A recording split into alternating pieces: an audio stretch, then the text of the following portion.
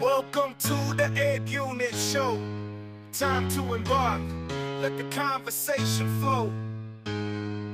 Faith in Jesus, the guiding force. In every tale, a powerful source. Knowledge drop, inspiring minds. Breaking barriers, the world unwinds. No room for hate, just joy in life. Lifting hearts, taking flight. The Abe-Unit Show answers the call. Empowering all, standing tall. Grab your seat, hold on tight. Together we'll journey into the light. What's going on, everybody? This is your man Abe-Unit, born live from the DMV. But you know what? That's enough for me. On today's episode of the Abe-Unit Show, I have a special guest in the building. We'll start off with a quick intro before we dive too deep into the show.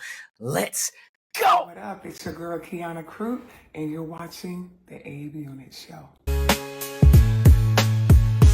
Into the light. Quianna Crute, South Carolina native, proud auntie, praise and worship leader. We'll get into all of that, but first it is time for the warm-up. Are you ready, ma'am? I'm ready if I'm gonna be. All right. If you could witness any miracle from the Bible firsthand, which one would you choose? A limb growing back, If you could instantly master any skill, what would it be? playing the harp. Something about you we couldn't tell just by looking at your social media. That I had to fight all my life, literally. I was in a lot of fights. We'll get into that. I'm excited. A venue you would love to worship in. Koinonia Global, out of Nigeria, Apostle Selman's ministry. A place that you have visited that you never want to go back to. Louisiana, because too much witchcraft. What is your favorite parable that Jesus told and why? Favorite parable that Jesus told. I can't say I have a favorite parable, if I'm honest. I don't have a favorite parable, no. How would you describe your music in one word? Cleansing. Someone in the Bible that never wrote a book, but you wish that they did. John the Baptist. What is your favorite childhood memory? Watching my sister win Andre Wilkinson High, which is the queen of our high school. That was one of my favorite memories. What is the best piece of advice you've ever received? The best piece of advice I ever received was from my apostle, my mother, Dr. Rhonda Travitt. And she said, don't change. She said, God is going to use you mightily. A lot of people don't like how you are because you're blunt and what you say cuts. And you lost a lot of people because of that. But God is going to bring you a people that needs what you have. And you're going to bring healing and deliverance. So don't change. He will adjust you as you go, but he made you that way. He made you a fighter for a reason. Now, I want to shift into your background. How did Quianna Crute get to know Jesus? Can you share a little bit of your testimony and kind of your initial encounter with Jesus? Yes. The first encounter I had with the Lord, I was in about the 6th, 7th grade. Well, probably the 5th, 6th grade. I want to say it was the 6th grade. I was really sick. I started off in my life kind of sick and having like small issues with my health that built into bigger issues. But the first issue that I had, I would get these viruses. And overheard my mom talking to a friend, and she told her, if you just rebuke the devil, he'll flee. I'm a child. I don't really know or understand. But it was something about what she said that stuck out to me. And I was on the floor sick one day. And basically what would happen is I would get nauseated and I would throw up and I would have this would happen to me off and on throughout the year. And I just laid on the floor one day when I was sick and I was like, I rebuke you, devil, in the name of Jesus. And I remember for the first time in my life, that was the first encounter I had with the Lord. I felt like a sensation go through my body. And when my mom got off the phone and came in the room, I was up and I was good to go. They never asked me what happened, why, how did the sicknesses stop. But that was the first day of years, probably 2 or 3 years of that happened to me where that never happened to me again. And that was my first experience with the Lord. So I knew he was real from that experience. which is what I tell people. When you have an encounter with the Lord, that's what keeps you, because that was the thing that always in my mind stuck out. Like when people would talk about the Lord, I'd be like, I don't want to mess with that because I know He real. All through school, college, I would drink, I would smoke, but I would be like, when they would start talking about the Lord, I don't want to mess with that because I know He's real. And then one day, I was walking and suffering. I battled depression, and I was walking and I was writing. I used to take a notebook and write, or a voice recorder, writing. And I looked down and I realized I had wrote a song. It was a gospel song, first gospel song I ever wrote. And I heard a spirit say, "This is what you're going to be doing." And I was like, "What?" And I didn't understand it. I was like, "No, I'm not." And God was like, "This is what you're going to do." And I realized it was the Holy Spirit. And so after that, um, I was laying on the floor in my closet and I was crying my eyes out because I was in a situation with a guy and I knew it was bad. And the stress and the depression and everything was weighing on me. And I remember laying on the closet floor. I didn't want my brother-in-law to hear me crying because he was like my best friend. My sister's husband, he was like my best friend. And I knew if he heard me crying, he's going to be like, "Who we fighting?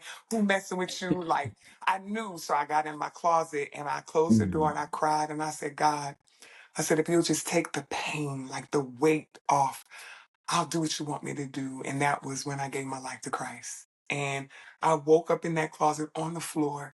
And it was like a burden, like everything had lifted. And I went to the church that I had been visiting and I never stopped. I rededicated my life that day and I never turned back. I was 22 years old, and I never turned back. So it sounded like your mom was a believer for her to be even having those kind of conversations. Mhm. You were able to eavesdrop on. Yes, yes, yes, yes. So my mom and I was the child that I would be playing, but if I heard the adults talking, I would stop and go sit by the door. I was just that kind of child. Like, I want to hear what they talking about. I want to hear what they saying. And my mom Yeah. was saved. She gave her life to Christ, and I watched her journey, and I would listen and I would pay attention. So I just knew God was real. And then my mother had prophetic gifts. So she would say Hmm. things. And I didn't know it at the time, but I had a strong gift of discerning spirits. She would say things, certain things she would say, her eyes would change to me. And I Hmm. just knew it wasn't her talking. And that's when I realized, okay, it's something she got that's different. And it was prophetic. Like, she would say things like, one day she came to me, I was on my way out, and she was like, "If I was you, I wouldn't go today." And I was like, "Huh?" But her eyes had changed. And I knew the look, if that makes sense. And I looked at her Hmm.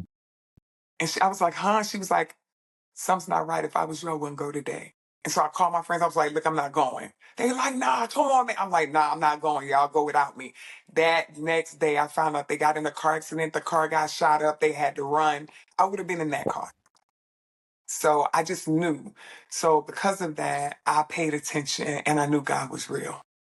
I want to go back to what you mentioned earlier. You said you wrote your first song, and it was during those college years. It sounded like. Actually, yes. Actually, it was during the college years, but I had quit. So I had quit school and I was just working. I had quit in my third year and I was just working, and I was in a group. I had just moved to Atlanta. I was in a group here, and our management was here. And so I was miserable and I was wanting to quit. I didn't want to be there anymore. It was a secular group. And I would, in my free time, because I suffered with depression so strong, in my free time, I would take long walks. And I would always have my pen and paper, or I would have my recorder and I would write poems, I would write songs. And that's one of the ways that I dealt with the depression at the time. And I wrote that song. And I had wrote songs before for the group. But that was the first time that I had written a gospel song and I didn't really understand it. And I remember when God said, "This is what you're going to be doing." And I said, "No, I'm not." And He said, "Why?" I said, "Because I'm not right. I know I'm messed up. And I grew up watching nothing but hypocrites in church, and I don't want to be another hypocrite. So I'm surely not the one that's going to be doing that." And He was like, "You will." And I was like, "I'm not, like, I'm not right." It You was know a what I'm fight. saying? Yeah, like, I'm not living right. I ain't, you know what I'm saying? And I said, but, and I remember him asking me a question, kind of like, "If you were to do this, what would you want it to look like?" It was a question like that I was asked. And I remember saying, if I do it, I want to be living it for real. And when I sing, when I open my eyes, I just want to see people laid out and on the floor with their hands raised, crying Mm-hmm. out to God. Like, I just don't want it to be fake. And I just remember Spirit saying, and it will be so. I just Mm. remember like it was yesterday. And the journey, uh, yeah, the journey has been crazy. And that person that I saw or said that I wanted to see was me. That's how it started out. My Mm. apostle now, when I met her, I was operating at 50% of my voice. I had bad vocal nodules, and so I had stopped singing, and I had been singing for 2 years when she met me. And um, when I asked her, how could I be of service to her because she had been such a blessing in my life, she said, I want you to sing. And I said, nah. She was like, no, I need you to sing. And I said, well, I could do admin work for you. I could help you in the office. She was like, I don't need that. I need you to sing. And I was like, but and she was like, well, you asked. And God convicted me and I started singing for her and she would not let me quit. And I would be singing hoarse, bleeding, burning.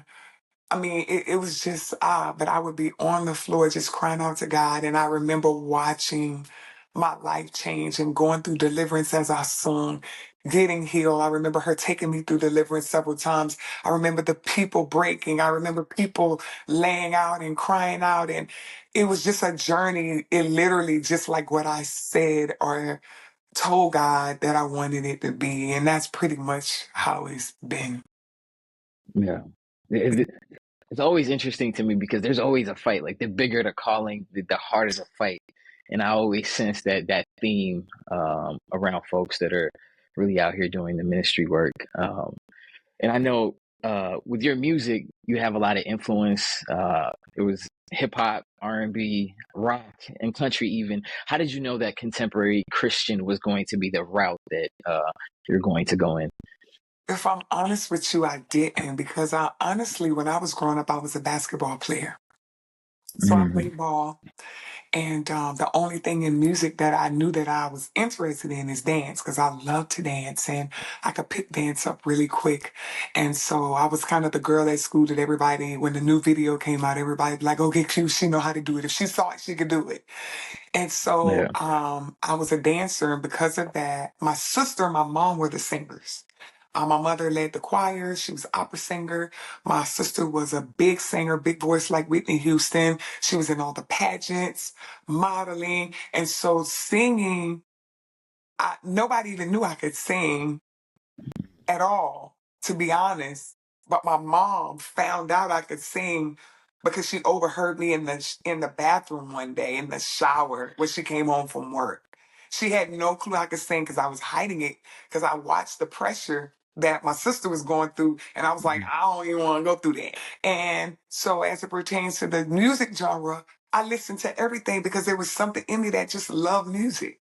So I loved Mm-hmm. all the sounds and I could pick up sounds. And my mom used to always tell me, you have a great ear. So she wouldn't let me rest because I would pick up sounds and instruments and pull things out of music. I just loved it. So I listened to anything that was music, I would listen. And I would be in my room, another way that I dealt with the depression, playing, music over Mm-hmm. and over again, listening to sounds, imitating sounds with my mouth. Like that was just the kind of person I was.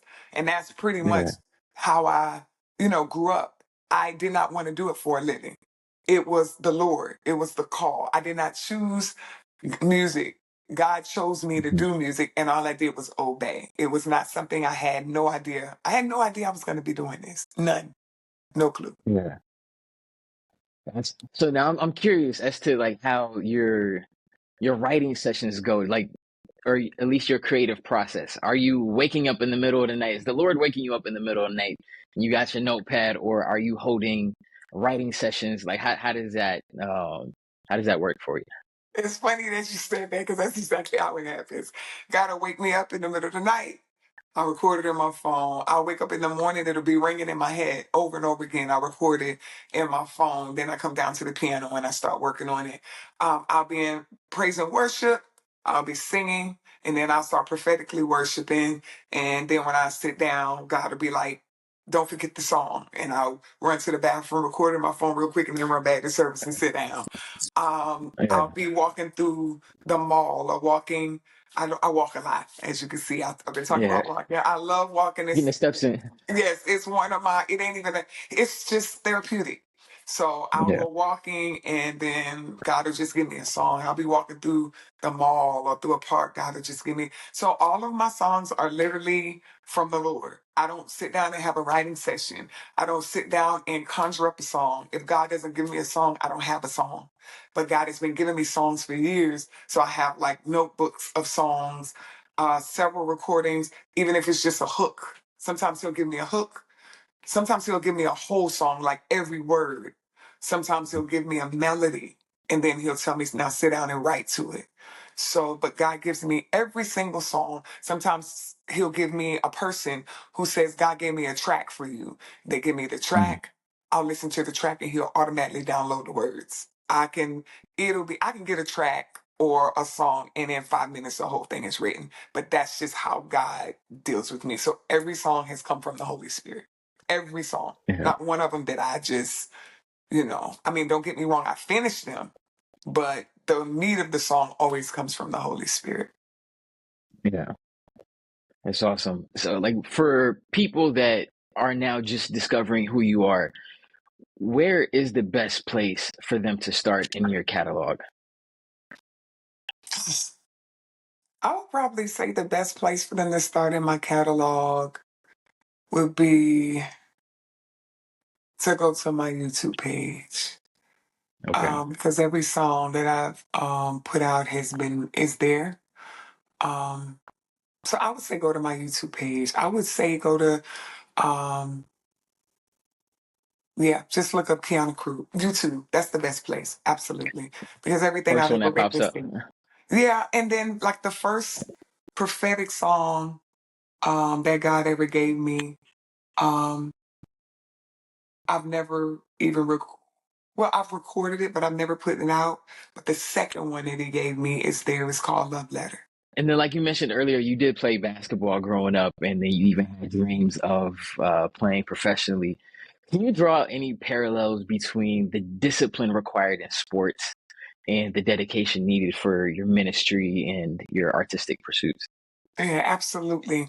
When I played ball, I used to get out. I used to go outside. First of all, I started playing with my dad on the blacktop in the fourth grade. I don't know if you know what the Mhm. blacktop is, but I'm from a hood Yeah, area. So the blacktop is anywhere that's got pavement it and, came up on and that. basketball hoops. And I started playing with my dad, who was like a street legend in basketball. He wasn't able to play professionally because he got drafted. So he wasn't able, but he was amazing. And he trained me. He had me out there with him. And I would literally play 4 to 5 times a week. And people don't know the discipline. I would get out every day and I would shoot over 100 shots. Mhm. Every day when I came home, I would put everything down and go straight to basketball. It was a consistent hammering, learning form. I would watch basketball all day long, watching the greats, studying their movement, all of that. And the same way I did that when I got in Christ, that's what I did. I went on a 40-day fast. That was the first fast I went on. Then I started going on long fast. I would go no food. I would do 200-day fast. I would get in my word. I would study symbols. I would study signs. I remember God told me one season, get rid of all your music. He made me throw away everything I had, every song. He said, because I want to give you music that don't come from nothing. I don't want it to be influenced by anything. I want you to hear me. And that's how you're going to get the music. So he made me get rid of all my music. And then I went that way for a season, no music at all. And then Mhm. after that season, he started giving me the songs. They would start ringing in my head. So it was literally a discipline of listening for God, stripping myself of everything. Friends, like I remember I shut the phone down, wouldn't talk to nobody. Like just a stripping. And only person that I would talk to is my apostle. And she just mentored me and she nursed me back to health. My body healed from all the sicknesses I had. I got off all my medication, but God was just grooming me and stripping me and grooming me. So it was the same thing. It was like putting the same time in with Hmm. God, the same way I put in with basketball. It was the same level of discipline on both sides. Yeah. And I think that's so incredible that you mentioned that, because I think a lot of the times we come to Christianity, especially around the time that we get saved, everything is fresh, we're excited. And then maybe after a while, we just kind of expect it to be like an easy ride, right? Like it's not like almost like a microwave Christianity, like a drive-through Christianity. So I think it's so important that you talk about the discipline it takes, especially when you're comparing it to a different craft, right? So, Yes, yes. And people don't understand, like, it's not, it really is to, much is given, much is required. Um, because I think you just have to decide. Because you look at people like all the greats, the people they call the GOATs, greatest of all times. You can look at people like Kobe Bryant. You can even look at Michael Jordan and Stephen Curry, people like that. If you ask them about their lives growing up, they didn't get to do all the things other kids got to do. mm, And you look at them now and you're like, man, I want to be like that. But are you willing to make the sacrifices they made? And yeah. so people look at my life and I deal with it. You know, people look at my life, they don't understand. They want to sing. I know, they want to do what I'm doing, but do you want to suffer like I did? Do you want to Mm, have, you know, 10 surgeries? Do you want to be on, several medications? Do you want to get attacked? Do you want to be under heavy warfare? Do you want to have to learn how to pray and war and fight for your life? Literally. People don't mm, want to go through all of that. They want the gift, but they don't want the work that it takes to even have what you have. It's like a pressing, and God will press that oil out of you, through pain.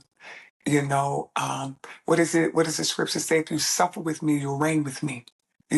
People don't understand the suffering. Do you want to have to go on a 200-day fast? Do you know how I cried my eyes out when God told me that?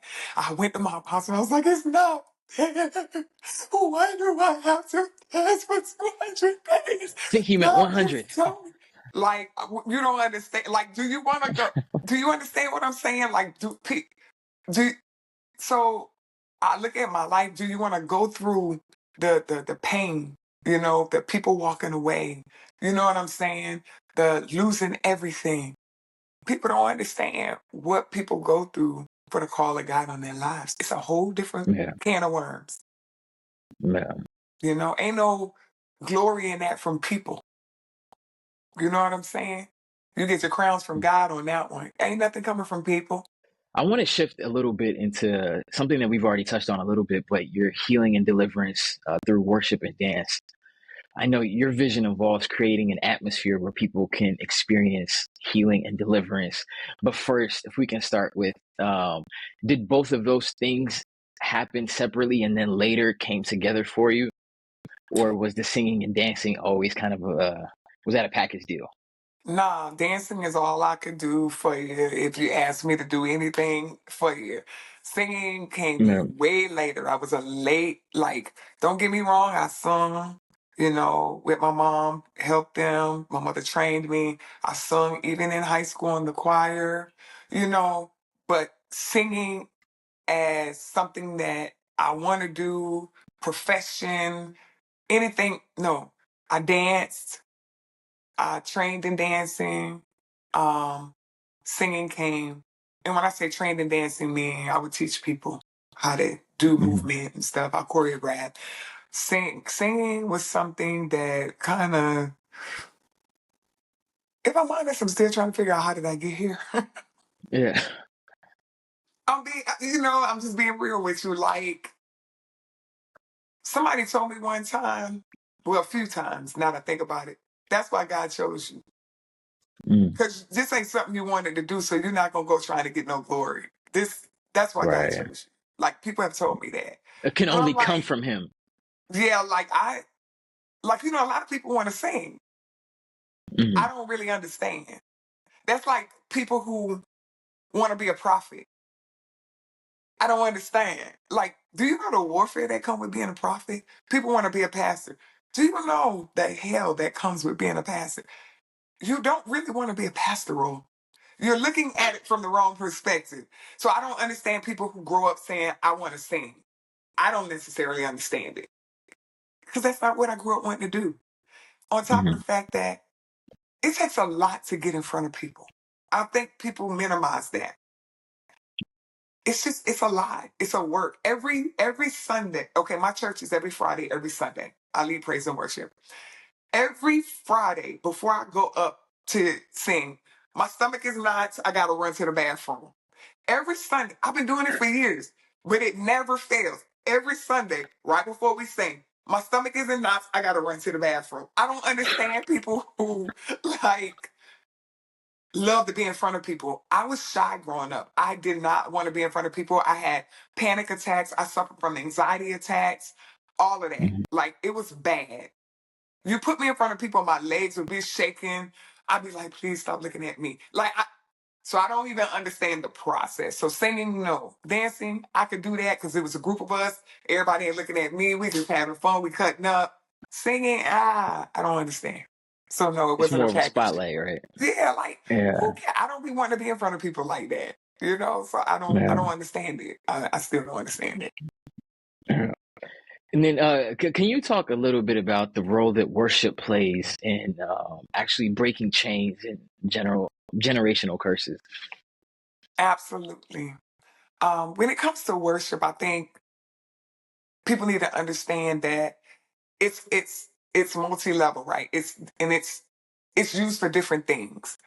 The first thing, of course, is to give God glory. It's the foundation. Give God glory, period.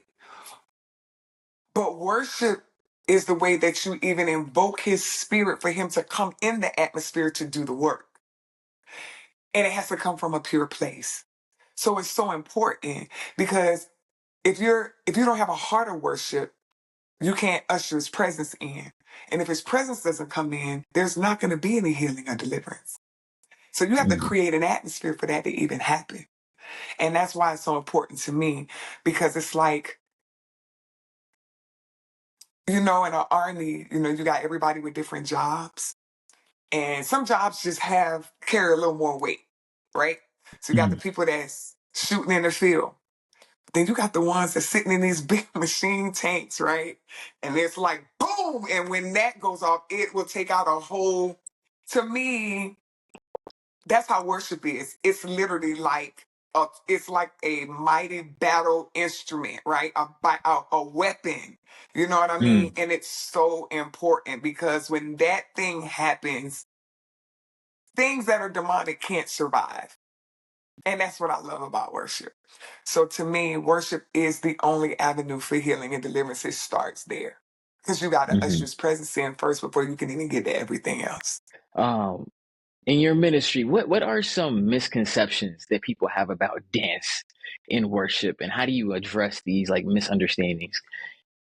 I can see it being taboo. Where why are you dancing in church? Why are you X, Y, and Z? Like, how do you deal with that, and how do you address those, or do you feel like you have to address? Honestly, I don't feel like I have to address it because I go to a church that it's a healing and deliverance ministry, and that's all we know. Dancing, praising the Lord, on fire for God. I have seen people who come from those type of churches. I can't relate. The first church that I ever joined was like that. We danced, we sung, we would, dance all around the building. So I can't relate to churches where they don't do that. But I do believe that it is, and this is just me. I feel like it's very demonic to be in a house of the Lord and you feel like you can't dance at all. I feel like it's a bondage. It's a mental stronghold. And you will never, I personally feel, Like, you will never reach that fullness in God that God wants you to reach if you don't break out of that type of mental bondage. Because the Bible talks about and specifically shows you how to worship. Dance is one Hmm. of them. And you can't Yep. ignore that. And I believe that God created the dance. And so if God created it, even if the devil took it and perverted it, God created dance and he created it for his glory. I also feel like this: if you can't dance when you and sing and shout, you're gonna have a problem in heaven. That might not be the place you want to go. 'Cause that's all the angels are doing all day long. What you gonna do? Sit there? Like, it's no way. So how? It doesn't even make sense. I would like to point out one thing though, if I can. Is that okay? Yeah, Oh, absolutely. okay. Um, there is a demonic dance though, Mm. and people need to understand that there is a difference. There are dances that do come from demons. Again, the enemy takes what God created and he perverts it. And so people do need to understand the difference. And that is something that I'm very adamant about. And when I teach dance, I teach that because one of the things that God dealt with me on that 40-day fast that I went on, no food, that first one, when I first got into the kingdom, and he started really, when I first got into the kingdom, but first got into deliverance, let me say that, and Mm. healing, he started teaching me. And one of the things that he taught me is that there are some dances that definitely come from demons. And you have to know the difference. You have to feel. You have to heighten your the area in your life of discerning of spirits so that you can decipher what is of God and what is not of God. And I think that's where the struggle can come when it comes to dancing. Because Mm.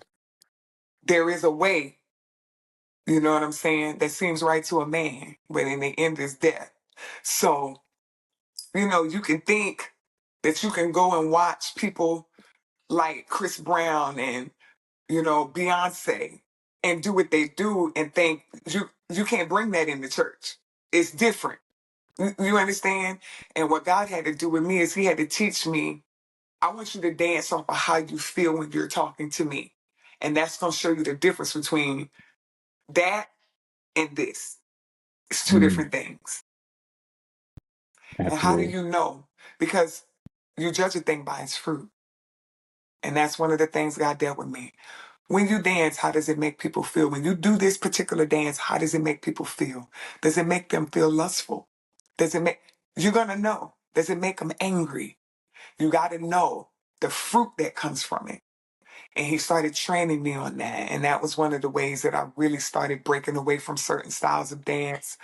He started showing me how certain styles of dance open portals in the demonic Mm. realm. So there's a whole thing that people do need to understand and not blur the lines when it does come to dance. So how can people get a hold of you? Like, I know you serve at your home church outside of Atlanta. Are you open to invitations from other churches to come in and minister? Absolutely. Yes, yes, absolutely. I do go out, I do minister in different places. And people could just get a hold of me by just hitting me up, DM me on Instagram. Um, and or they can hit me up on any of my social medias. They can hit me up and just reach out to me, let me know that they're interested. I have information on my I should have information on my Instagram on my link tree. I'm gonna look when I get off this phone just to make sure it's Okay. there. But they can hit me up, We'll make sure just to link it DM in me. the on the Yeah. YouTube as Just well. DM me on Instagram. Let me know you're interested. Most people, when they get in contact with me, is through Instagram. Some people will email me through my contact page on my website, but most people, they just DM me on Instagram and say, "Hey, I got something coming up. I want you to come out, to our church," and I'll go out. Yeah, that's not a problem at all. Okay. All right, perfect. I heard you say three things that were so good and I thought they were so important. Bloodline, disobedience, and call of God on my life when you were talking about the reason why you went through the fire that you went through. And I think this is so important because we don't hear words like this, especially in mainstream Christian circles, right?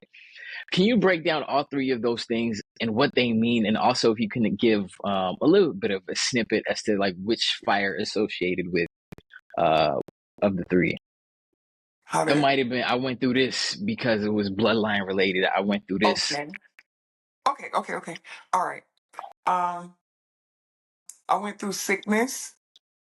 Especially the endometriosis. I was really literally like the women with the issue of blood. I went through sickness, the endometriosis for sure, because of the bloodline. It was passed down through the bloodline. My mom had it as well. And I suffered really bad from that. I would bleed for 14 days, bleed through everything. It was bad when my cycle would come on. Shooting pain on the floor. My legs were locked, curled up. I was on several medicines for that. And then finally, I had to end up having surgery for that. And I had to have a few surgeries because it was really bad. Um, I had to have major surgery for that. So that was bloodline. Um, uh, as it pertains to, you said disobedience, and you said one other thing. The call of God on your life. Call of God. Okay. Um, as it pertains to disobedience, okay, so this is just my honest answer. This is gonna sound real crazy, but you gotta let me explain, okay? Okay. I did not go through a lot of things because of disobedience because I was not a disobedient person. I only did what I knew. If I knew right, Mm, I would always do it. My father to this day says I was one of the most obedient children he had. Um, I'm the type of person I like to learn by revelation and not tribulation. So if you tell me, I'll do it. That's the kind of person I am. I might not like it. I might not even agree, but I'll still try it because I feel like, well, I don't have nothing to lose if I at least try it. mm-hmm, So I didn't go through a lot because of disobedience, but I watched a lot happen to people I love because of disobedience, and it broke me, which is why mm, I'm so the way I am. Because I would tell people things, they would do the opposite, and it would crash. I remember dating a guy one time, and I told him, "There's surveillance in your house. You got to stop doing what you're doing." And I'll never forget the day that they came and crashed and broke that house. And he and his family ended up in jail for life. I'll never forget wow. that. Um, I watched friends, I would tell them, "Don't mess with this person, don't do that." They would do it, and they would end up in real bad situations. I would watch family members be told things. I watched people at my church. I watched a friend of mine at my church. I loved her, man. Ah. And she was told through a prophetic word that if she didn't stop doing what she was doing, she would be dead in 6 months. She was dead in 6 months. I saw a lot because of disobedience. And I vowed to myself that when the prophets speak, I'm going to listen Mm-hmm, because I saw so many things happen. I watched a guy get a prophetic word that if he doesn't stop, that he would be dead in 3 months, and he died in 3 months. Like, so I'm very like, if you tell me, I'll do it. The call I got on my life. Um, I did not understand, but I started getting these words. God say, you are healing and deliverance minister through your song. I didn't understand because my voice was out. I have vocal nodules. I could not get through a full song without my voice going out. And then I would have to rearrange it right on the spot to lower notes just to get through the song. I mean, and I would go home and I would just cry my eyes out. God, I don't understand. I don't understand. How are you telling me to do this? And I'm in pain every week, you know? They kept prophesying me. I remember the prophet said to me, "You are holy of holies minister. You know, you have some people in the outer courts, you have some people in the inner courts, but you have people who go behind the veil. That is you. God says he's going to use you mighty in this way." And I didn't understand. But I remember saying to myself, if I got to bleed, if I got to be in pain, I'm going to do it. Because God is saying this is what I'm supposed to do. And when I was in the street, I fought for people. I was hard in the streets. I did everything for people. I'm not going to come in Christ and not give God the same thing. So if I got to bleed, if I got to be in pain, I'm going to do it. And I kept doing it. And I'll never forget the day that God healed my voice. He told me to go. to have vocal cord surgery, and I didn't understand why. And I went to the ear, nose, and throat doctor, and I was like, "Are you sure?" And she was like, "Yeah." She was like, "You're operating at 50% of a voice at this point, and you got to have this surgery if you want to be relieved." And I remember going to the prophet, "But God can heal me. I don't have to get cut on again." And she was like, "I'm feeling in my spirit like God is saying you need to do this, and this is how He's gonna heal you." And I remember having that surgery. I had not heard my voice sound like that since I was in high school. And I cried. And I remember that was the last time. I never struggled with my voice again. It was the last time. The surgery went extremely well. My voice, like, I was singing. Like, I remember there would be times where after that surgery or my apostle, I would finish praise and worship and go to pass the mic to her, and she would turn her head like this. I'm like, "Oh my God." So was And that that you? was keep singing. And I would literally, and by the time I looked up, I had been singing, and it was, I mean, I don't know, an hour, 2 hours, like, it was crazy. Like, I had never been able to do that before, but God healed my voice. And that's the benefit of believing God, following the call of God on your life, and pressing past the emotion, pressing past the pain, but trusting God. It was a true example of, if you suffer with me, you'll reign with me. So that's Yeah, what I have to say about the call of God on my life. that's incredible. That's such a powerful testimony, and I know that's going to free a lot of people. And um, thank you. Well, really appreciate you joining me on this journey on the Abe-Unit Show. But before I let you go, I want to say I want to give you an opportunity to see if there's anything else that you want to get off your chest that we didn't get a chance to cover. I'd like to leave that Ah, open for you. man, the only thing I guess I'll always just want to just tell people, like, it's a lot of things in this world that'll pull you, but the fulfillment that you're looking for, you're only going to find it in Christ. And the reason is because you were created for something specific, Mm. and that is what brings your fulfillment. And if you don't do it, you'll be hunting, you'll be doing, but the full fulfillment will never come. You have to do what it is God called you to do.